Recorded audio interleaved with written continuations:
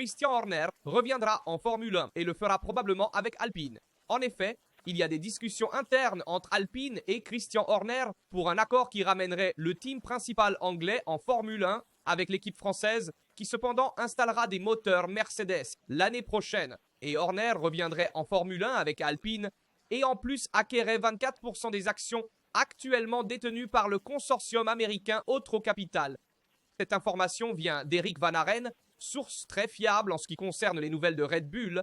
Et donc dans la vidéo d'aujourd'hui, nous allons parler de la situation et de comment Alpine pourrait changer avec l'arrivée de Christian Horner. Avant de commencer, je vous rappelle de laisser un like, de vous abonner et d'activer les notifications pour ne manquer aucune actualité sur la Formule 1 et Ferrari. Dites-moi dans les commentaires votre avis sur chaque sujet que nous abordons dans la vidéo et commençons tout de suite. Était-ce prévisible? Selon moi, oui, considérant qu'Aston Martin a nommé Adrian Newey comme team principal.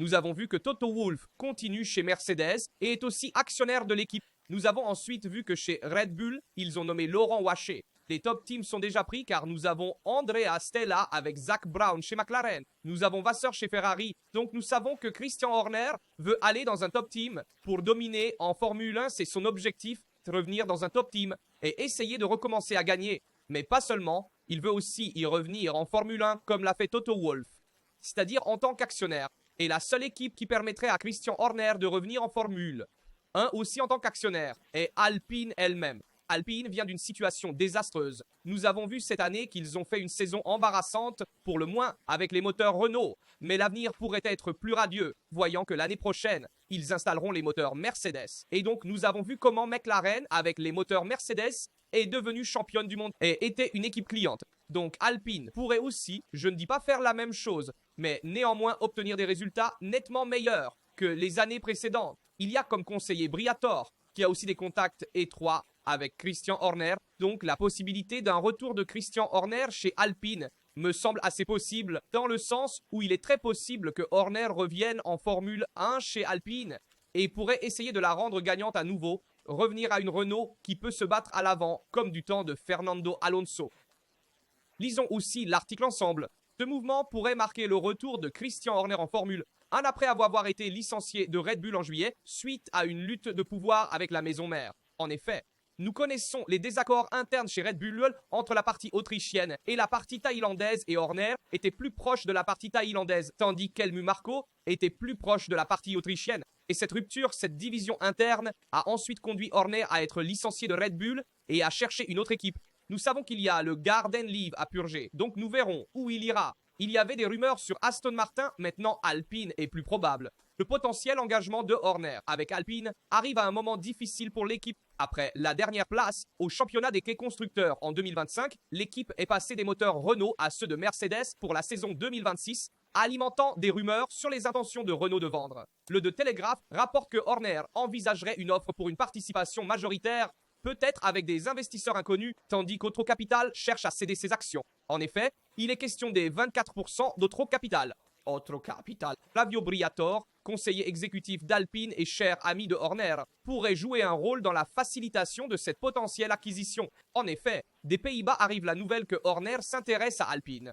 Le manager britannique de 52 ans a été licencié de Red Bull le 9 juillet en résultats insatisfaisants et aussi à cause de la division interne entre Red Bull Autriche et Red Bull Thaïlande, avec Horner qui s'était rangé davantage du côté de la gestion thaïlandaise contre la gestion autrichienne, dirigée également par Helmut Marko, ainsi que Mintzlaff.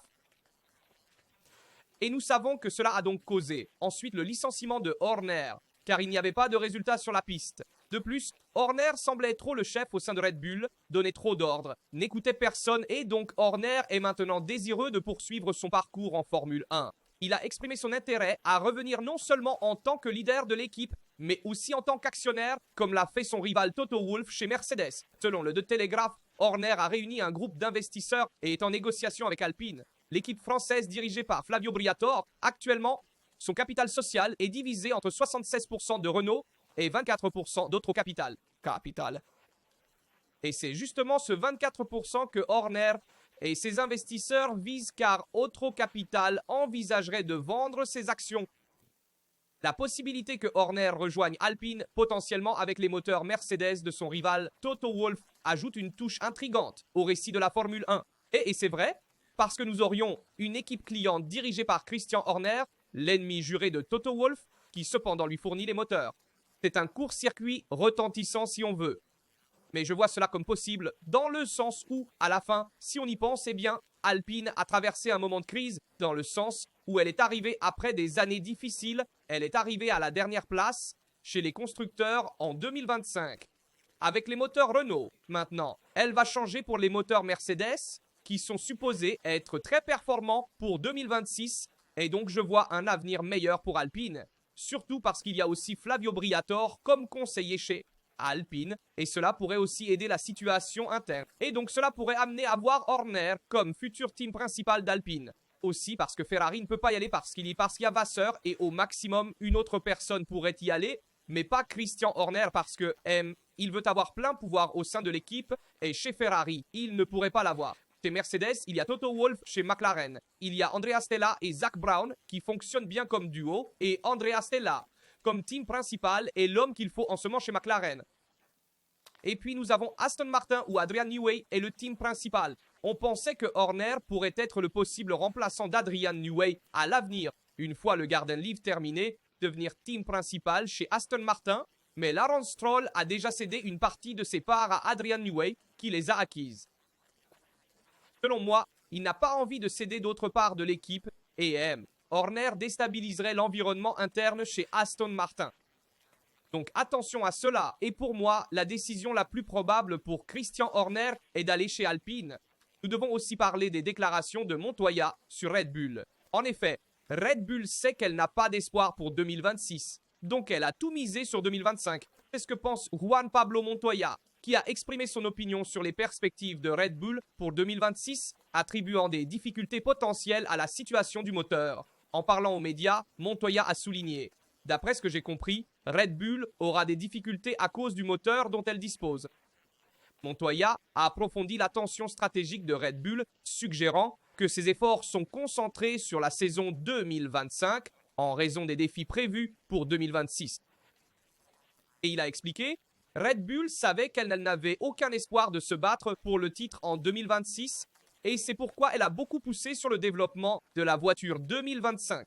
Max Verstappen a certainement fait un excellent travail et a très bien piloté, mais il a réussi à obtenir des victoires et des pole positions parce que la voiture s'est améliorée dans la deuxième partie de la saison, tandis que McLaren, et j'ajoute aussi Ferrari, ont interrompu le développement pour se concentrer sur 2026. Et c'est vrai, dans le sens où finalement Red Bull a développé jusqu'à la fin, aussi selon moi pour le moteur. Ils ne seront pas les meilleurs à partir de 2026 parce que Red Bull Powertrain est un projet complètement nouveau et il faudra des années avant de trouver cette compétitivité qu'ont Mercedes, Ferrari et les constructeurs historiques, motoristes historiques si l'on veut. Donc cela prendra un peu de temps d'un point de vue technique. Ils se sont beaucoup améliorés et la vision de Laurent Wauquiez est celle qu'il faut pour Red Bull en ce moment. Il faut un homme plus technique qui prenne en main la situation mais qui n'est pas un pouvoir comme avec Christian Horner et donc sûrement, ils pourront revenir se battre pour les victoires, mais plus tard. Aujourd'hui, je vois une Red Bull un peu plus en difficulté par rapport aux autres équipes. Voyons aussi les déclarations de Toto Wolff sur les moteurs.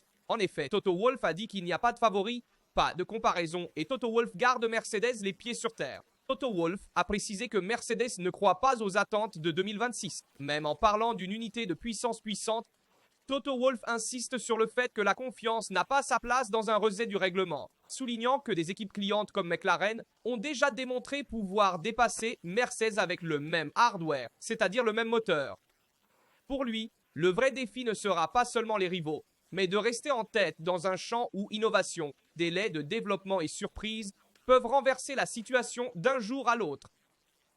Et c'est vrai, attention que McLaren, a dépassé Mercedes ces dernières années. Et l'année prochaine, nous aurons McLaren, Alpine, Williams qui utilisent le moteur Mercedes. Donc attention qu'il y a beaucoup d'équipes qui vont concurrencer Mercedes elle-même ayant le même moteur. Tout se jouera sur l'aérodynamique et le châssis. Et donc celui qui réussira à développer au mieux une aérodynamique, un châssis, à tirer le meilleur parti de l'aérodynamique active.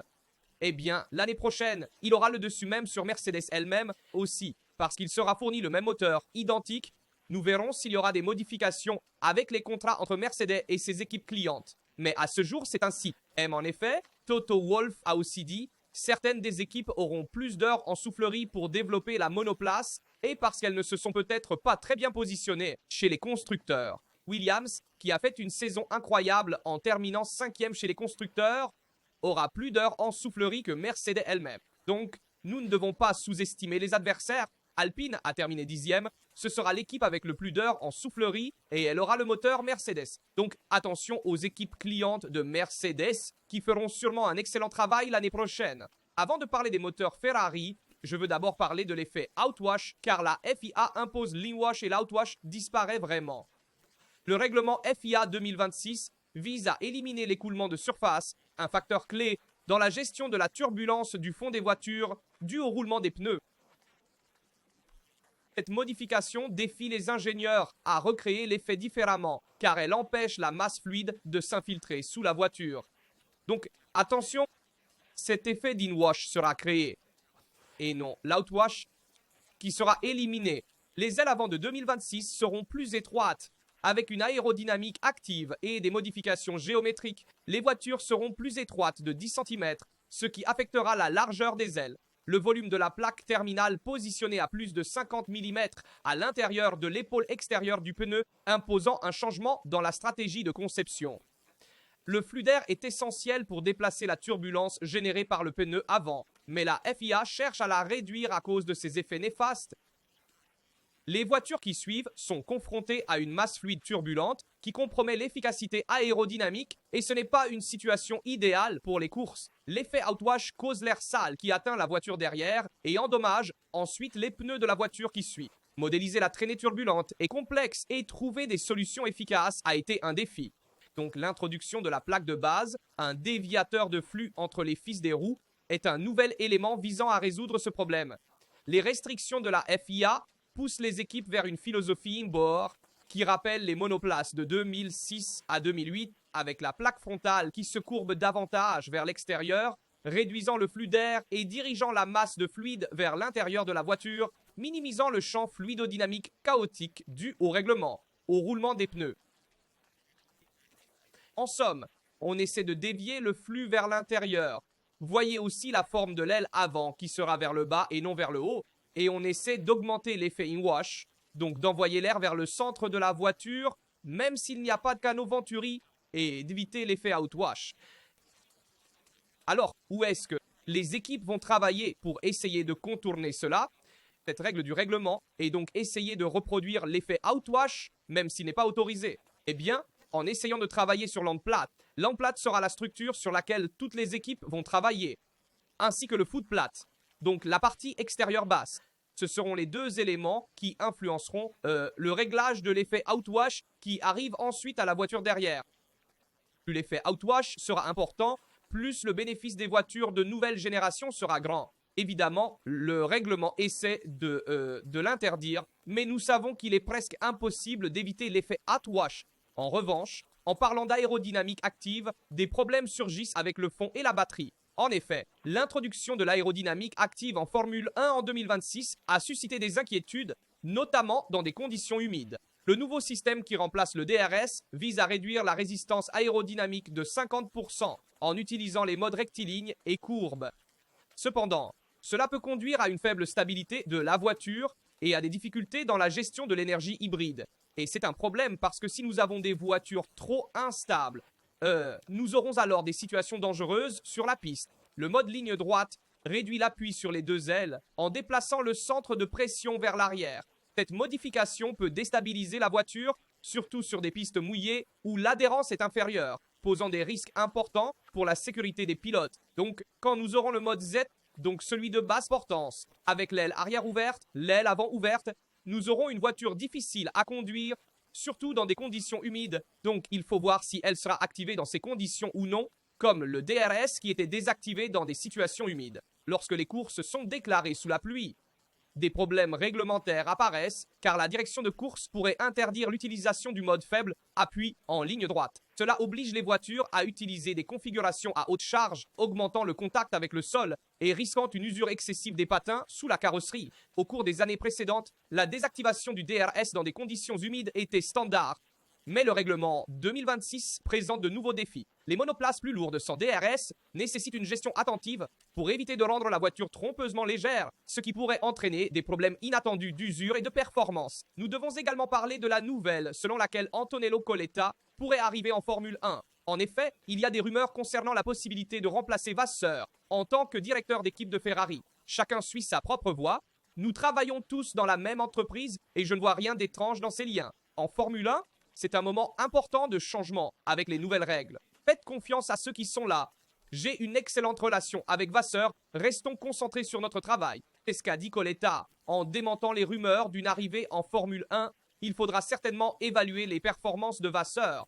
Si Vasseur parvient à tirer le maximum de potentiel de l'équipe et revient avec une Ferrari compétitive à partir de l'Australie, donc dès la première course de la saison 2026, alors ces rumeurs disparaîtront également. Si au contraire à partir de l'Australie, nous voyons une équipe en difficulté, alors Antonello Coletta pourrait aussi redevenir un possible nom pour futur directeur d'équipe de Ferrari. Comme le rapporte aussi Giuliano Duchessa, attention à 2026, Charles Leclerc ne prend pas les choses à la légère. Il travaille encore aujourd'hui sur des sessions de simulateurs sur la Ferrari 678, la Ferrari de 2026. Il fera une visite aux différents départements de gestion sportive et en somme, il se concentre au maximum pour l'année prochaine. Il veut faire une saison, sa meilleure saison en Formule 1 pour démontrer son potentiel qu'il a déjà montré ces dernières années. Mais il veut évidemment essayer de se battre pour le titre. C'est son objectif. Si Ferrari lui fournit une voiture à la hauteur, il pourra concourir pour le titre. Sinon, il changera probablement d'équipe comme nous le savons. Nous devons également parler de l'autre rêve de Leclerc, à savoir essayer de gagner les 24 heures du Mans. Et c'est son objectif. En plus de remporter le championnat du monde de Formule 1 et après 8 saisons, c'est son objectif principal, mais il a également exprimé le fort désir de participer aux 24 heures du Mans et d'essayer de les gagner. Leclerc a dit « Évidemment, c'était extrêmement spécial de courir pour l'équipe rouge, d'être ici pour soutenir notre grande famille après qu'ils aient remporté le WEC et obtenu tant de succès une année comme celle-ci. C'est incroyable. L'héritage que Ferrari a laissé dans le sport automobile durera pour toujours et je suis très fier d'en faire partie. D'une certaine manière, c'est aussi à nous en Formule 1 de répondre aux attentes, tout comme mes coéquipiers le font dans les courses d'endurance. » Leclerc a souligné son intérêt pour les 24 heures du Mans, reconnaissant le défi de le concilier avec ses engagements en Formule 1. Et il a noté « Le Mans m'intéresse certainement, je l'ai vu plusieurs fois. Maintenant, je dois trouver un moyen d'essayer de combiner Formule 1 et le Mans. Car si je fais quelque chose, je veux le faire pour essayer de gagner et c'est pourquoi nous avons besoin de préparation. Car le niveau est très élevé, mais j'aimerais beaucoup cela. Le pilote monégasque est conscient de la préparation requise pour les courses d'endurance et est impatient d'explorer cette ambition avec Ferrari. Ces dernières années, la Ferrari 499P a dominé les 24 heures du Mans en remportant 3 éditions consécutives de 2022 à 2024 avec des équipages différents, ce qui démontre la valeur de la voiture. L'intérêt de Leclerc à s'inscrire dans cette tradition ajoute une autre pièce à ses aspirations de carrière, alors qu'il continue de viser le succès tant en Formule 1 que potentiellement au Mans. Je vais vous montrer ces nouveaux rendus qui ont émergé sur les voitures de l'année prochaine, qui rappellent beaucoup les voitures de 2008, par exemple, de ce cycle réglementaire avec cet aileron avant qui descend vers le bas, vers le nez, partie extérieure plus élaborée, mais qui se termine avant la roue, ces ailerons avant plus petits, ainsi que l'aileron arrière plus carré, rappellent un peu les voitures de 2008, disons 2006 à 2008, mais nous voyons qu'elles sont plus petites par rapport aux actuelles. C'est un rendu que la FIA a montré concernant les voitures de l'année prochaine. Faites-moi savoir dans les commentaires votre opinion sur tous les sujets que nous avons abordés dans la vidéo. De l'arrivée de Horner chez Alpine, comment cela changerait-il la situation en Formule 1? Faites-moi également savoir votre opinion sur les moteurs hybrides, l'aérodynamique active, le choix de Leclerc de s'engager pour 2026, mais en même temps de penser aux 24 du Mans. Je suis curieux de lire et de répondre à tout le monde. Comme toujours, je vous rappelle de laisser un like, de vous abonner, d'activer les notifications pour ne manquer aucune vidéo sur le thème de la Formule 1 et de la Ferrari. Ici de Rasta, c'est tout. On se voit dans une prochaine vidéo.